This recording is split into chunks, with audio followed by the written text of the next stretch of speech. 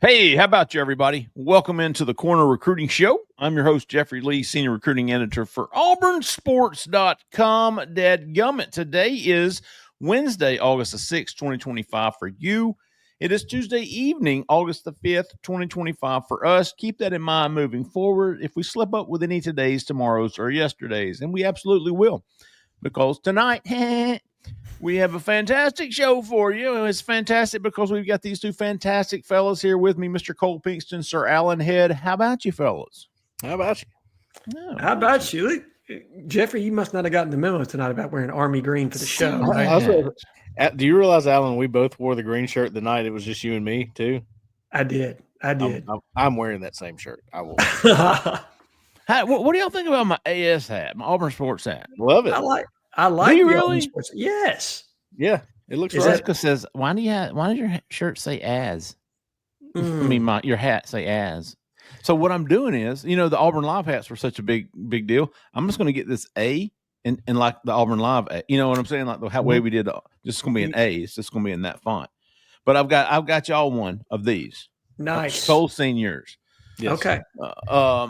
All right, folks. Hey, we've got a fantastic show for you. We really do, because there's a huge commitment coming up on Friday. Jase Matthews, the number 17 overall recruit in the country. We're going to talk about that. We're going to get some questions from the message board. Before we do, want to remind everybody, if you're in Auburn, Opelika, Lee County, looking for some real estate help, look no further for the help you need. Miss Jessica Andrews with First Realty. Give her a call, 334-704-4442. A lot of fours in that number, but don't be deceived. She's a freaking 5-star realtor, according to Alan Head. And me. And Cole Pinkston should ask him. And Zach in the back's got 5 fingers up right now. I guarantee it. She's fantastic, man. Never had a complaint. She's always had a 5-star review. There's a reason why. She's a freaking 5-star realtor. Fantastic. Same 5-star realtor at a new brokerage, man. Recruited her to start the sales division there at First Realty. So give her a call, 334-704-4442. Tell her we sent you. All right, folks. All right, fellas. Big news this week. Biggest news for Auburn in a long time when it comes to recruiting. And that's because Jase Matthews is going to be announcing his commitment on Friday. And he's going to be choosing between Auburn, LSU, Texas A&M, and Ole Miss. Number 2 wide receiver in the country, according to Rivals. And I think 17. Let's look at who's got him so low. ESPN's got him 234 overall, 247, 191 overall. Hey, y'all be nice to 247, boy. Their rankings, I'm telling you what. God. But Rivals has him number 17 overall. So if he stays there, he will be a 5-star on Rivals. He's the number 2 wide receiver, only behind, I believe, Tristan Keys. Is that right? Yes, Tristan Keys. So I had him at 65% on Monday's hot board. And the only reason I didn't jack him up a little bit is because the next increment would have been 70. But I should have, and I will. I'm at 75% right now. And climbing. Like I feel really good about Auburn's chances here. Fellas, does anybody disagree? No. In fact, I think Jase is going to break my hiatus of RPM picks. Okay. I think I'm going to go ahead and put one in on him. I think you would be smart else? To do. Go ahead. Has anybody else put one in? Wilt Fong or anybody? Nope. No. There was talk of an LSU one going in. I saw some of that going on, but it doesn't look like that's going to happen. This would be huge. Yeah. I mean, look, we've talked about must-haves in this class, and Wilson's ear, Jacquez Wilkes absolutely were must-haves, right? Yes. But now we've reached the point of the season where if Auburn's going to climb into the top 15, which is where I think they're going to end up being, I think top 15, maybe top 10, contingent on how they finish on the field down the stretch. Right. How aggressive does Auburn get into the NIL market, beyond rev share into the NIL market, which I think is where we need to start taking this now to see another jump in recruiting. But Jase Matthews is a ceiling setter for this team. He's a ceiling setter for this recruiting class. And 247 does a great job. I know we're having some fun with him. They do a really good job with their evals. I think he's a guy that's going to climb on theirs. He's somebody that hasn't received the same level of exposure as some of the other players playing in Leakesville, Mississippi, smaller school, but a kid that's just a phenomenal athlete. shows elite balance and body control. I think you should see some of those back shoulder throws. And if Zach's teed up with the huddle, we can probably pull that up and let Cole go into his favorite thing to do, which is to break down plays. But I've got it pulled up right here. Nice. But he's just an elite athlete, man, and a kid that's a great kid. He fits within the scheme of what they're trying to accomplish. He can play inside slot. He can play on the outside at the flanker spot, but he's a kid that can do a little bit of everything. But Cole, go ahead and let her rip, man. Yeah, well, I was going to say, too, while we watch this, it's gotten harder and harder to put in RPMs, right, Jeffrey? Sure. It's hard. It's hard to get that right. It's just you can't. Sorry, he's beating press and stuff like that. Yeah, watch the release on that, man. That was.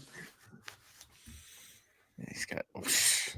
You see the back shoulder on that? Yeah. Yeah, he's legit, man. You can see why he's number 2 receiver for Rivals. Well, just in those first 3 clips, he showed you speed. He showed you the get off, the release, and then he showed you the hands on the back shoulder. Oh, keep going, Vito.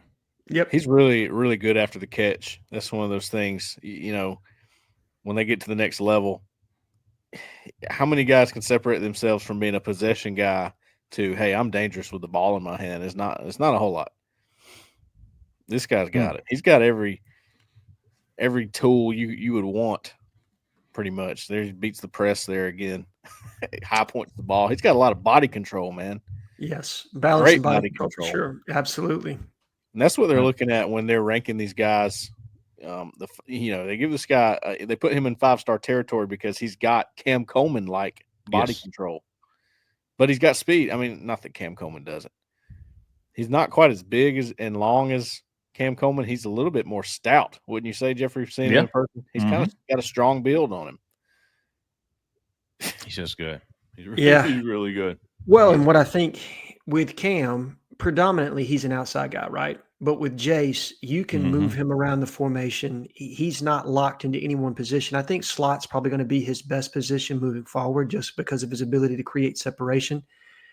But I mean, he's twitchy. You can move him around. You talked about the balance and body control, Cole, but I actually stumbled across some of his basketball highlights, and I love kids that are multi-sports athletes because there's so many different skill sets that translate from sport to sport, and you hone in on those when you do other things. But I mean, able to 360 dunks between his legs. I mean, it's just. He's a phenomenal athlete, man, and a kid that if you're able to land him, and I think we're going to have a question about this later on, he's just another cherry on top of an extremely deep wide receiver room that we think is already filthy rich. Adding him would only make them that much deeper. And a guy that I think in a year or so could be at the top of that room. Hey, you're talking about Auburn fans being jealous of how Alabama and Georgia have stacked talent. It's like, why would he go to Alabama or Georgia? He could play at Auburn immediately, and they keep convincing those guys to go and wait their turn, or play early. At least go to a stacked room. Now you're getting to that point with this roster. It's nice. I haven't witnessed that. I don't think I've ever witnessed it. I was looking to see if there was a time or anything released yet for Friday, but I have not seen anything. But all of us feel really good about Auburn's chances there. Friday, we'll stay tuned to auburnsports.com. I'm sure we'll have something. Chaz Simmons or somebody nationally will have something about what time and where and how it's going to be released. But without further ado, let's get to what the folks want to know. And we'll start off with Hardy period H24, our dot. No, this is the next one now. Braylon Womack, who already is a 5-star, going to commit August 21, which is 15 days from Wednesday.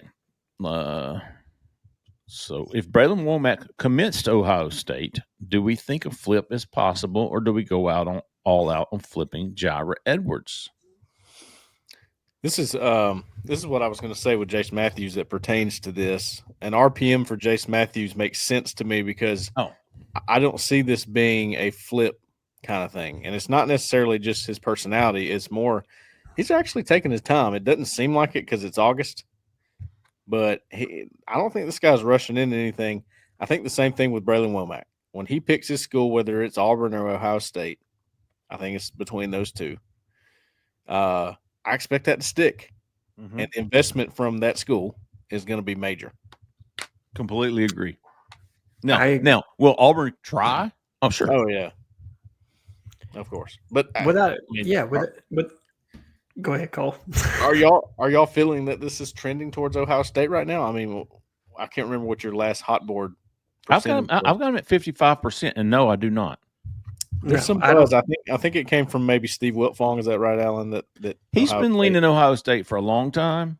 I think since the spring, since the last I can remember, I don't think I've ever seen Wiltfong say, "Oh, you know what, Auburn might have a little lead here." Right. And listen. I don't think he's sitting back over there going, "Hey, man, I'm slightly leaning towards Auburn," or telling people, this is just gut feel. Right. Reading the tea leaves. Hell, he might be going to A&M for all I know. I know that there's a lot of confidence at both of these schools, though. Yeah. Alan, what are your thoughts on Braylon Womack? I think Auburn is squarely in it, if not a slight leader. I agree with your intel, but I think they are very much in it. And I respect Steve Wiltfong. Look, he's been doing this for a very long time at an elite level. But Steve's not infallible, okay? He also thought Anthony Tank Jones was going to Alabama up until last week when it became clear he was going to Oregon. So these things happen to shift, and they shift late. And I don't throw that as like me taking a shot at Steve. It's not. I'm just saying these situations are very fluid, and I don't think the kid, to your credit, Jeffrey, has told any one school this is where I'm going just yet. I think there are a couple that feel like, hey, we're really in this. And now it's time to make our best offer and our best pitch. And I think more intel will become available on that as we move a little bit closer to that commitment date. When we get about week up, I think we're going to have a good feel, like we do for Jase right now, on where this one's headed. I completely agree. I do think the last part of that question was Jira Edwards. I do think Jira is more flippable than Braylon Womack would be. Yes. Let Auburn have a good season this year. Play Alabama. Win the Iron Bowl, something of that nature. Yes, I think he's flippable. The other name, and Cole, this is one that you've been on for a while now, but Darrell Bell is probably one you need to pay attention to should you miss on Braylon Womack. I think he would also be somebody that got heavy consideration. Man, that's another, by the way, position. We're talking about stacking talent. The secondary at Auburn right now it's nice, man. They got players all over the place. I don't know. I was trying to put a depth chart together. It's difficult. I just don't know where they're going to slot in. There's several guys that could start. I mean, and then you got all these young prospects. They're if they get these guys, you're talking about stacking. Stack it up. Well, here we go. Position group. J-Cause 79. What position group will be most pleased with after the 2026 recruiting cycle is completed? Are you taking this as we're going to look back at this class? We're going to look at this class of 20 or so. Are you saying after this is completed, we're going to look at the roster and go, damn? Look at the roster. That's how I'm looking at it. And if you're looking at the roster, I mean, I don't think you need to look any further than the two rooms we've talked about, the wide receiver room and the defensive back room. Those are the two that they have done a great job at layering the room with depth, talent, and they've even separated it by, classification of senior, junior. I mean, you've got guys at all levels, so you're not overly concerned about crowding one classification or the other. So it's really well done, very nuanced, and you can't say enough about them. I mean, I think they've done a good job in a lot of different rooms, but those are the ones that jump off the page to me. I completely agree, Cole.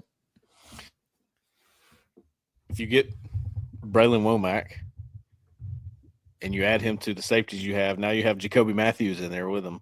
You got all these prospects, Anquan Fagans, Eric Winters, Kinsley Faustin. There's no way you're not fired up about that room. I mean, huge.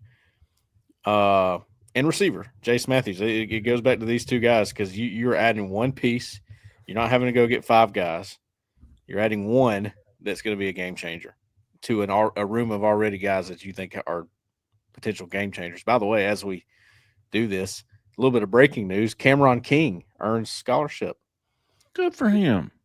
But dude, he's been you know who else did? Paul Thompson. Paul Thompson can play, man. Paul and Thompson. Justin Jones. Those three earned a scholarship. Those are three good. Did he really? He did. Paul Thompson? Okay. According to Family members, yes. That's awesome, man. He was put on scholarship last week. He's a great kid, man. I think he's from Hoover? Thompson? Yes. Which one? Hoover? Okay. Yeah. Safety, right? Yes. Yeah. I mean, I even was given his name at one point Really? early in the year as a guy that was, expect to see him on special teams and all that, but he can play apparently. Yep. Was put on good. I love seeing walk-ons earn scholarships. Love it. As a former walk-on who earned a golf scholarship while playing baseball, I can respect the shit out of a walk-on earning a scholarship at Auburn. Kyle Hatcher. If Auburn could, this is a great question. I know Alan's answer here, and I'm going to probably agree with him. If Auburn could land one D lineman that's committed elsewhere, who would you want it to be?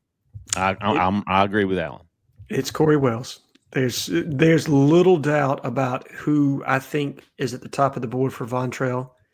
And in my honest opinion, he's the one that feels the most needs for you. I think he's versatile enough to play nose, versatile enough to play 3-tech or 4-eye. Like, he's a guy that feels a lot of needs for you in this class.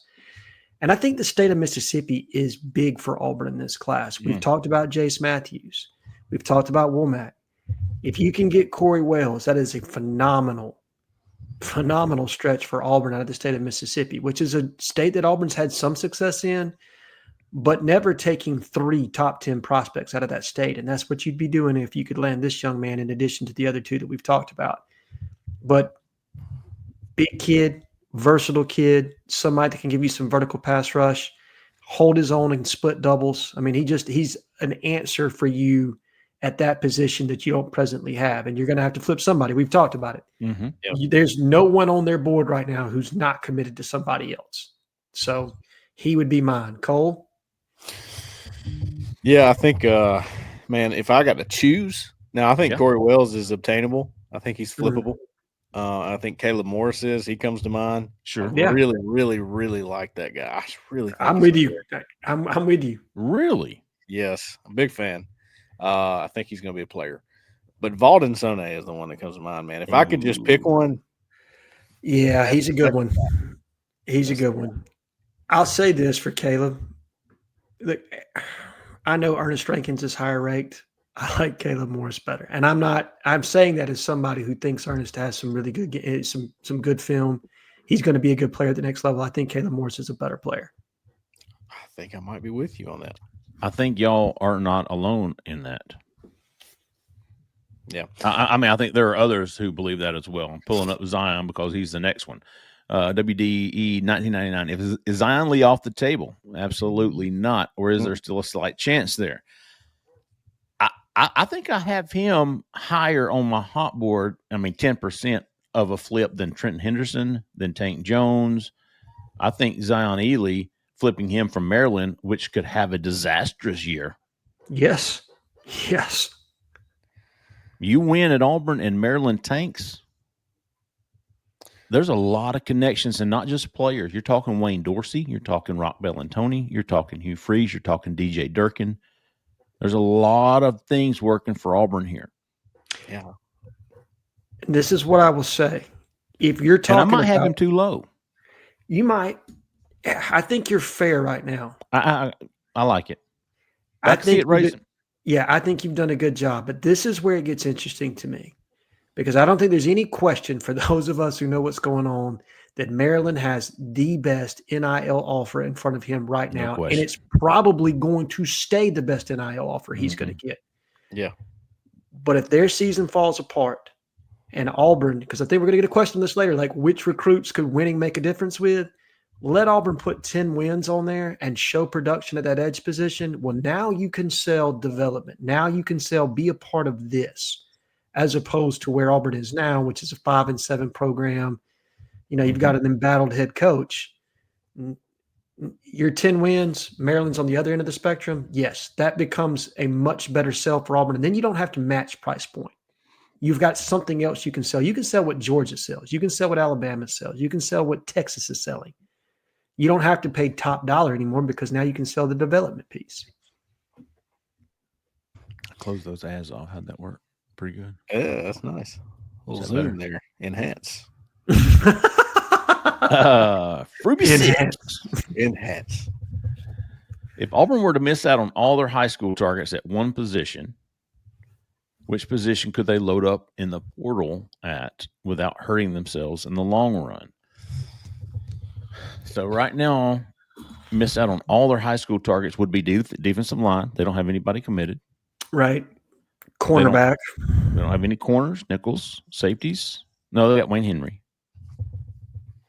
But corners and nickels, defensive line, and that's about it. What about running back? I mean, nothing against Eric Perry, but we know I hear you, Perry. Cole. No, Eric's fine. I mean, that's the perfect kind of guy to get in this class, especially now that we're hearing about the emergence of Omar Mabson. Yeah. That's a big deal, which he was supposed to be in this class anyway. I'll never forget, he reclassified, went from a 4 to a 3, and Xavier Crowell reclassified, went from a 4 to a 5. I'm just saying. Yeah, we all know how that works. I'm just saying. Those facts, Charles Power, may you live on in infamy, my man. So Zach says that he had to cut off his question because it was really long, but he's asking which position in high school is high school development least important compared to just bringing in a bunch of transfer guys. Oh, okay. I see what you're saying. That more context, that helps. Thank you, Zach. So least important as far as development goes are most. I think it's safety because of what you already have in that room, if I'm being honest. Like, you could miss on Womack and you're going to be okay. You could miss on Darrell Bell and you're going to be okay. And you could take a transfer if you needed to fill out the rest of that room. Like, I think you're going to be fine if worst case scenario happens and you were to miss.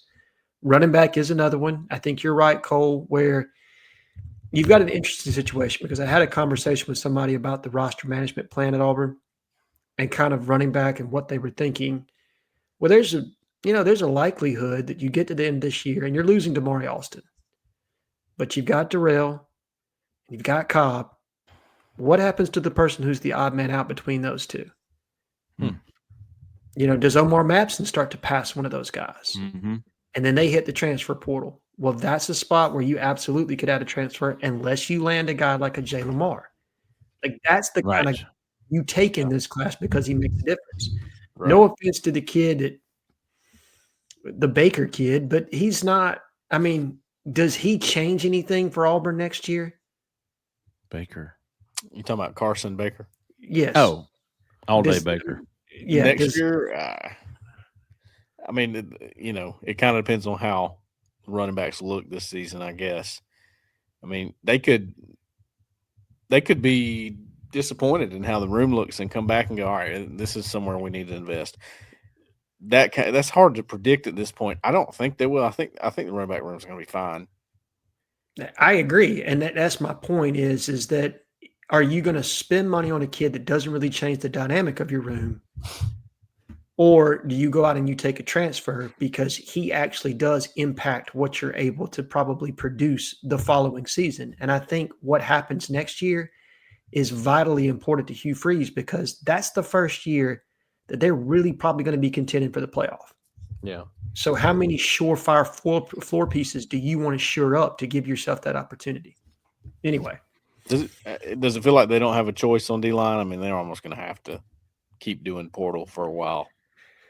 Yeah, because even if they get the high-end number, which they're talking about, which is 3, right? You're losing 6 out of that room if you're counting defensive ends. You're waiting for that 2025 class. You're waiting for those guys to become juniors. Yeah. Well, once you see they're going to go 8 to 10 deep on this rotation this upcoming season, and once you feel that and you see how nice that is, and you keep guys fresh, you're going to want to keep that rotation. You don't ever want it to get smaller than that. Sure. So they're going to have to supplement. I mean, they're going to have the pieces they want from high school. I think this class coming up, they love. They get 2 or 3 of these flips in this class. You start stacking it a little bit, but you need 1 or 2 guys from the portal always. I mean, until you get to a point where your Malik Autry's and Jordan Crawford's are a little bit older. Sure. And because they're high on numbers and right now, I don't think you have to go a full replacement of 6, but I think you got to get 5 guys in this class. So Yeah. 2 to 3 from high school, and then whatever you don't get from high school, you're going to have to snag from the portal. It is what it is. But again, I don't think you got to get a full 6. I think they're probably a little heavy on the roster right now with defensive line. Yeah. Fish, 2004. What's holding Auburn back from going after the wide receiver from Saraland, Deshaun Spencer?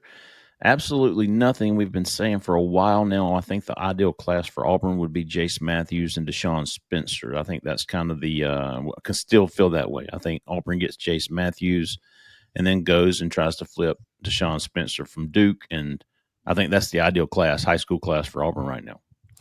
Yeah, I think Spencer did get an official offer from Auburn, if I'm not mistaken. So they're definitely recruiting him. They're not slow playing him as much anymore. No, I think go ahead. I think they were wanting him to kind of stay a hidden gem because the dude can freaking play.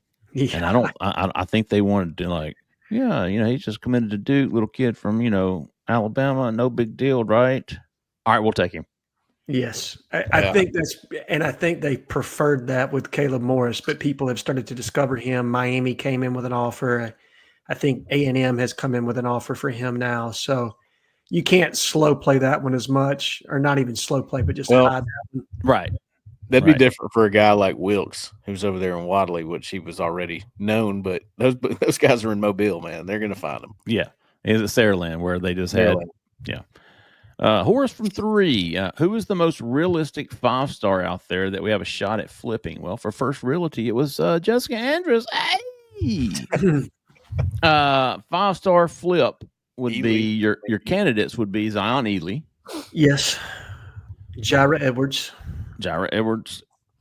By the way, I meant to say on Ely, you notice the official visit, and you saw how quiet that was.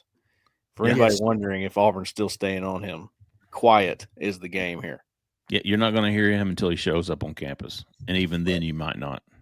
Do we think that Auburn has a shot with Tank Jones? Is there anybody that believes that? I do.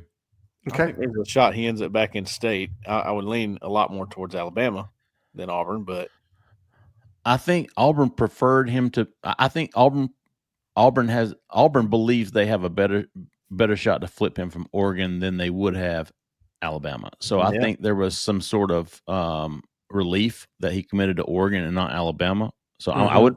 I mean, he's Zion Ely. He's a candidate. Iheanacho will probably come back. I mean, I'm just looking for candidates here, 5-star candidates. Jira Edwards, I think, is number 1.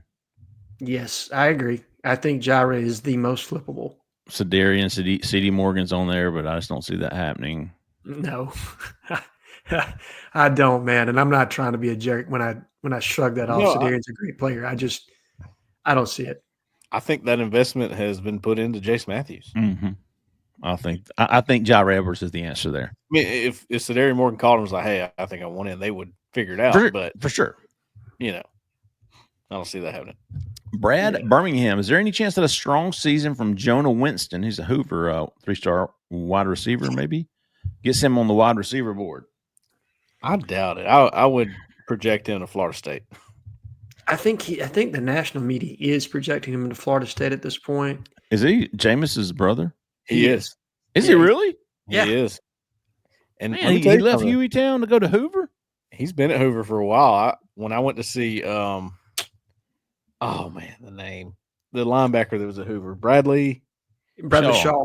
Yeah. Bradley Shaw. Jonah Winston had a big game that night. And he was the sophomore, I think, or a freshman one.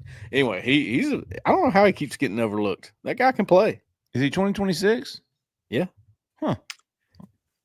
He would have to leapfrog a couple of other guys that Auburn's got on the board right now to get in serious contention.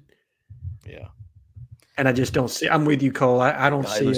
He looks just like Jameis. He's like 5'9", 5'10". He's another. It's like the state of Alabama is just putting out these smaller receivers that can fly. There's a ton of them. And you remember like Ryan Peppins a couple years ago. You remember Payton Plot that was at Auburn High last year? That guy could play. This is another one that's in line there to go under the radar. He's light, very small. Hey, where did Plot end up? I don't know. What was his name? Payton Plot. That kid could play, man. I mean, I remember watching him thinking, oof. Oh, from Auburn High? Oh, yeah, I remember him. Looks like Southern Miss. Who is this? Wow. Georgia Southern. Okay, I think he can play. I think that's going to be a kid in 2 years. It's going to be in the portal, getting heavily courted by some Power 4 schools. I think that kid can play. Yeah, he can. Let's see. In retrospect, from BBB, as it pertains to covering their recruitment, who's your all-time favorite Auburn recruit in terms of the interview process, personality traits, etc., and why? Yours goes so far back, Jeffrey. I'm still kind of young in this, but well, I mean, back in the day, it was Trevon. He was freaking fantastic.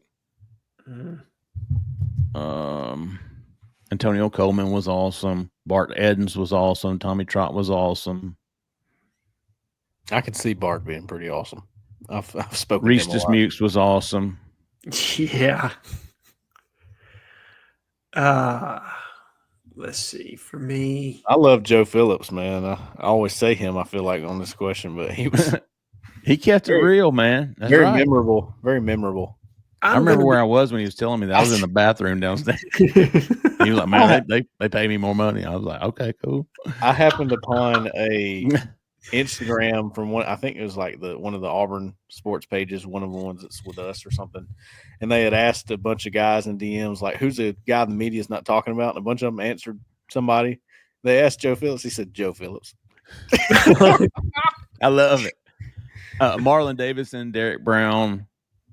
Look, lot of good personalities in there, man. For me, Lutzy was great. Yes, Lutzy was great because of when it happened and how it happened and the build up to it happening. Perry Thompson's recruitment is one that will always be one that I remember because we had just started this podcast probably the year before that.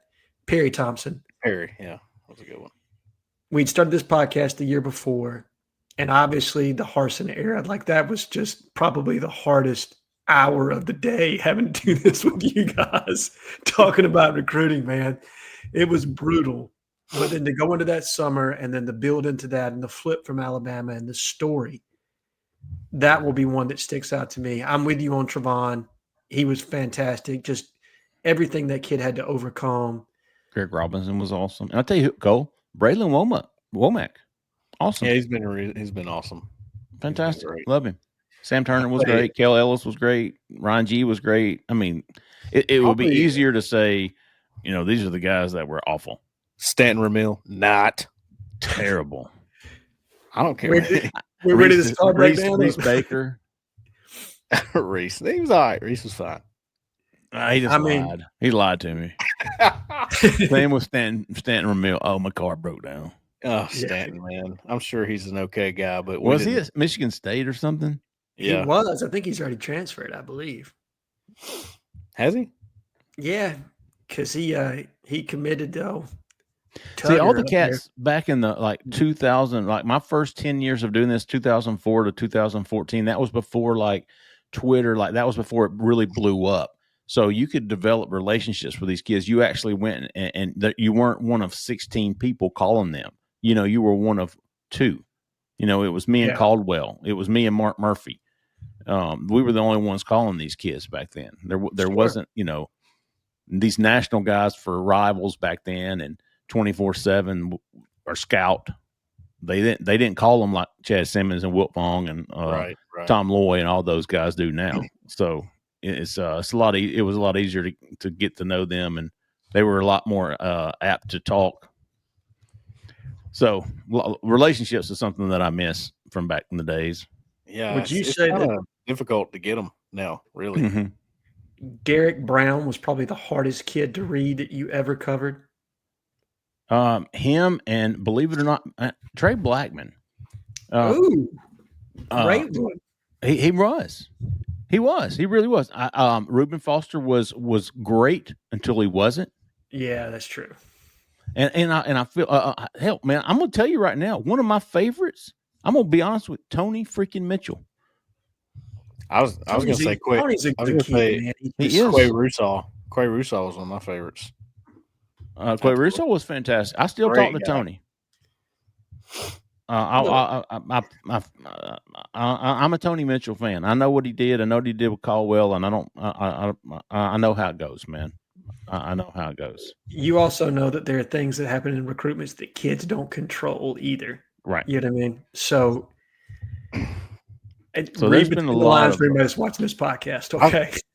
I'll say this: the longer this has gone on for me, the more I appreciate the Keldrick Falk recruitment. Oh yeah, it was like my first one that I really. JJ Falk was fantastic. JJ, you know, I kind of knew those guys because my dad used to be the head coach at Highland, so I had an in there, and I went to see them all the time, and I went to talk to them and talk about hard guys to read. To me, Keldrick was pretty easy to read. I had a feeling I knew where he was going. He didn't tip it off all that much with what he was saying, but his emotion would change. His face would change a little bit when you start talking about Auburn. When Hugh Freeze got on him in particular, that's when it changed. And I felt it, and I think I put a pick in for it. And that was the first time I got destroyed on social media by another fan base, too. Florida State. It was the first time Auburn was relevant in recruiting since you started covering them, Cole, at that point. Yeah, no doubt. And they were in my DMs and all that. I was like, what's going on here, dude? I don't understand. Little did I know how it would be. Did you ever get any apologies? I'm trying to think of some terrible ones. So many. The only reason I would say terrible is that they were like too cool. They big timed you like, I'm not talking. You know what I mean? Like, right. and sometimes I get it. Like if you do it for the right reasons, like Wilson did. Like Wilson, like he's just overwhelmed. He just doesn't want to do it. Just I respect that. Don't big time me. No, and he wasn't. I'm saying he did it for the right reasons. But I've been big time. I just can't remember who it was, and I probably shouldn't say it even if I did remember. I already said mine. I mean, who was it? Stanton Ramil. Oh yeah. You just don't lie to me, man. You know, I expect quarterbacks to be that way, and Deuce wasn't that way. Correct. He would talk to us, and he would say, "Look, it's just not the right time, or not ready to do that yet. We'll talk." Immense pressure under him. I did not hold that against him at all. And when it was over, he was like, "Let's talk." Yeah. I respect the shit out of Deuce Knight and the way he handled his recruitment. Absolutely. And do you remember when Jackson Arnold and Malik Murphy visited like in back-to-back days? And I was like, there is no way we're getting interviews with these guys. And walked right up to us. Hey, you guys want to do an interview? Both of them. And Jackson, we talked for 10 minutes. I was like, wow. Okay. Appreciate you. Let's see. Austin Faison. Who are the 3 teams y'all would want to play each year moving forward? Not in the SEC, that, as Alan would say, you would love to stuff in a locker, and why? So Clemson. There you go. Zach said Clemson, Florida State, and UNC. Zach, Florida State and North Carolina 100% on my list. Stuffing Bill Belichick in the locker, absolutely. Would love to see that. Florida State, Auburn needs that one for recruiting right now. So stuffing Mike Norvell in a locker, that would be good for Auburn. Because they got a couple guys Auburn needs to put up. 2 I don't like. I just don't like Florida State. I don't like Miami. I don't know what it is about them. Miami would be a good one.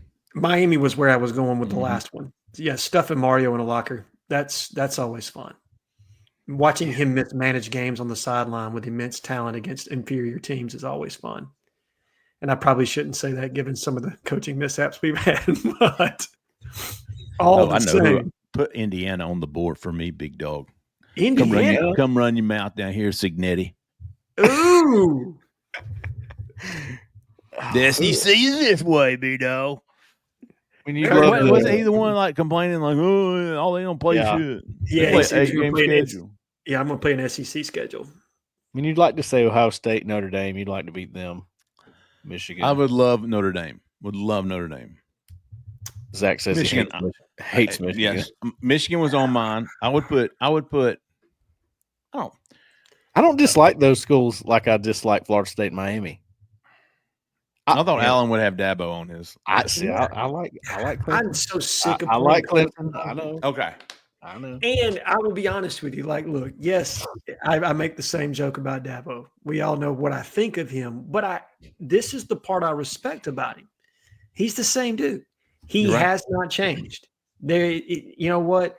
Regardless of what I say, regardless of other media that have criticized him for his thoughts on recruiting or how he's managed his program, he has stayed consistent, and that I respect. I absolutely respect that, even though he is a cheese stick. Yeah, very. But all that's probably true.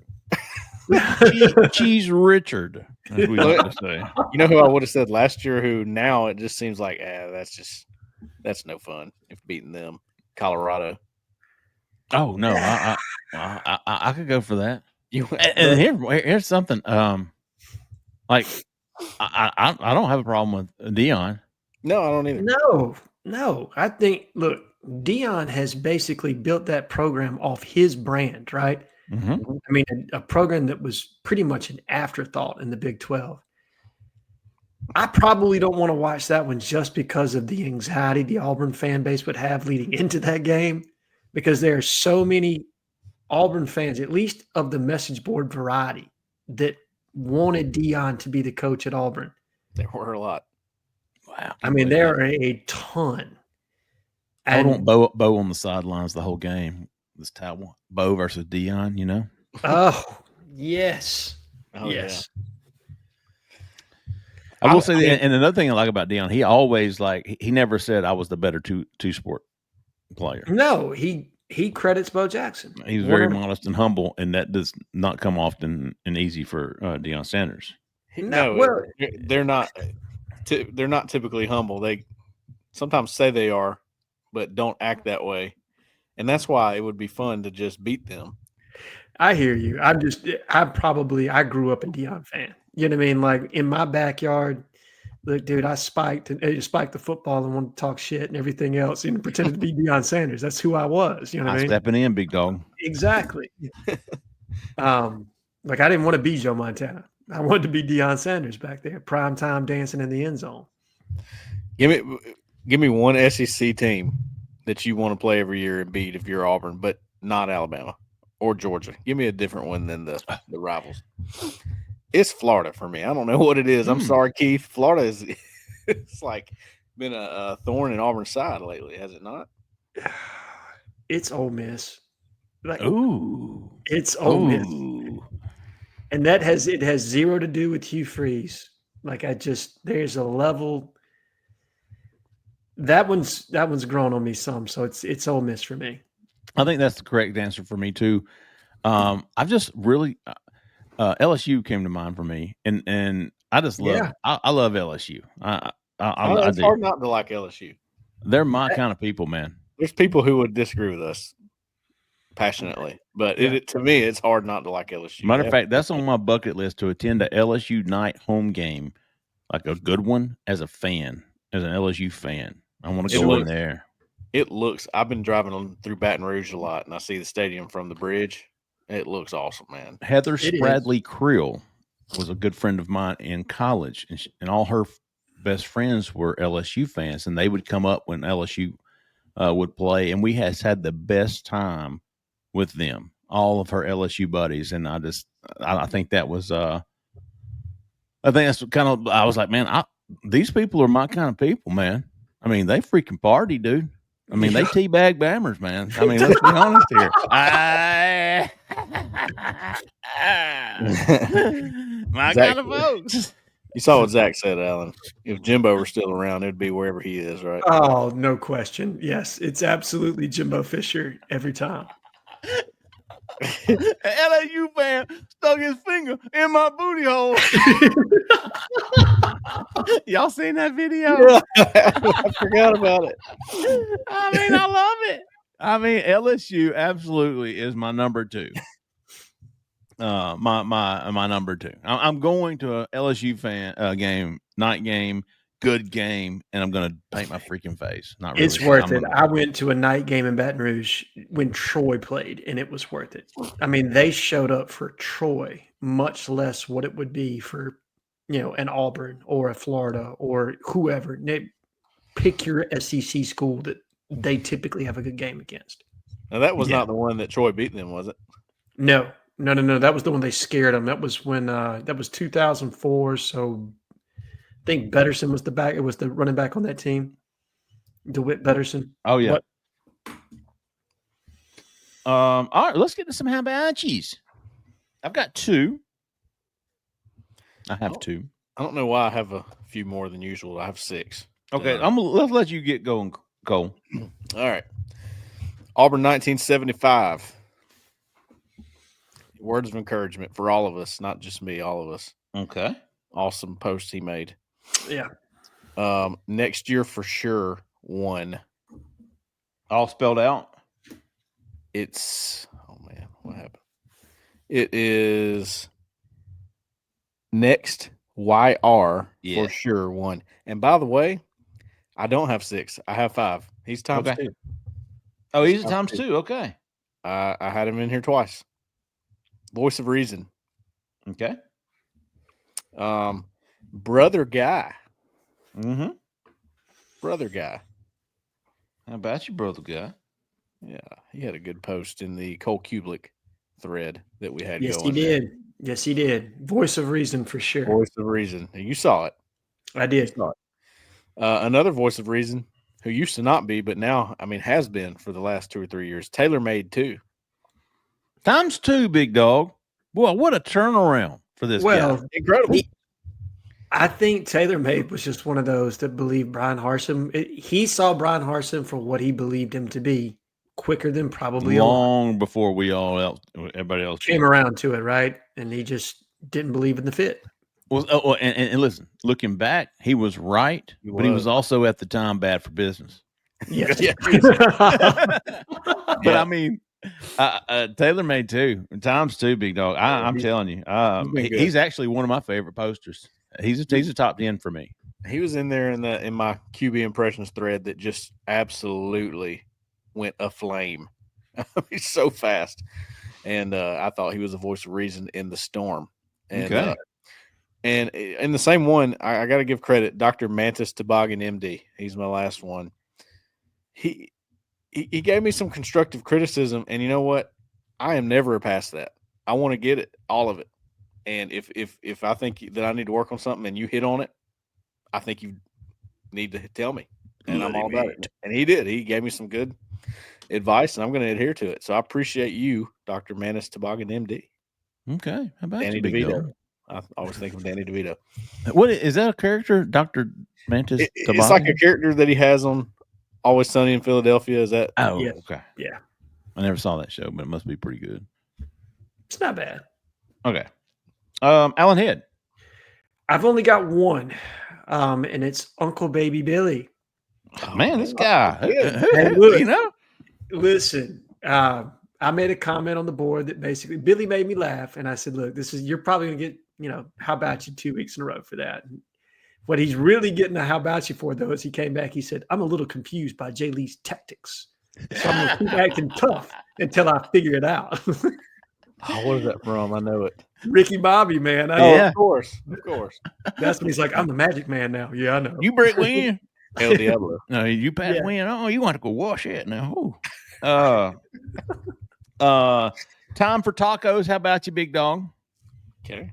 And how about you to, in my opinion, the number 1 overall best poster on the corner, AU Mike BK. Oh yeah. Well, he was voted, wasn't he? He was voted this. I think Blockhead Rom was.